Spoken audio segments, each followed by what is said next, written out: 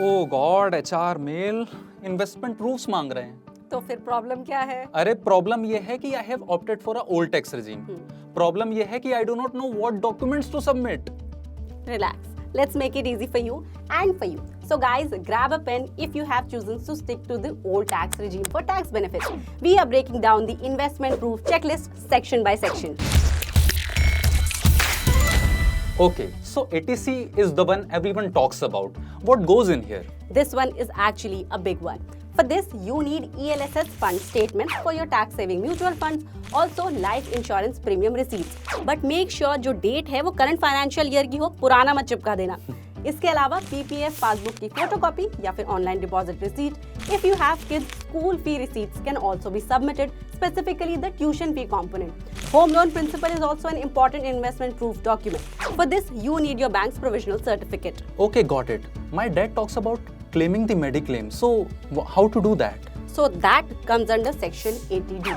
For this, you need health insurance premium receipt. इसमें अपना spouse, kids और parent के health insurance के लिए दिया गया premium included होता है. But in case of parents, you should be the one paying for it. इसके अलावा receipts for preventative health checkup of up to 5,000 rupees can also be claimed for deduction. But Mangalam, for premium cash payment नहीं चलेगा. It should either be digital payment or checks. Digital payment का तो समझ में आ गया, but people who are paying their education loan और their first home loan, what about them? How to do this? Yes, so your home loan interest that comes under section 24. You need the bank certificate showing the interest breakup.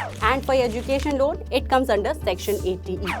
For this, bank का certificate होना चाहिए which shows only the interest portion paid for the loan. और मेरा सबसे बड़ा खर्चा, my rent? So that comes under HRA under the section 1013A. इसके proofs की checklist थोड़ी सी strict है. इसके लिए you need rent agreement and rent receipts signed by the landlord. और rent agreement जो current year के लिए valid हो and your landlord's PAN if your annual rent is more than 1 lakh rupees. इस पे कोई compromise नहीं चलेगा. वाओ, इस सेक्शन वाइज चेकलिस्ट से काफी सारा काम आसान हो गया। Exactly.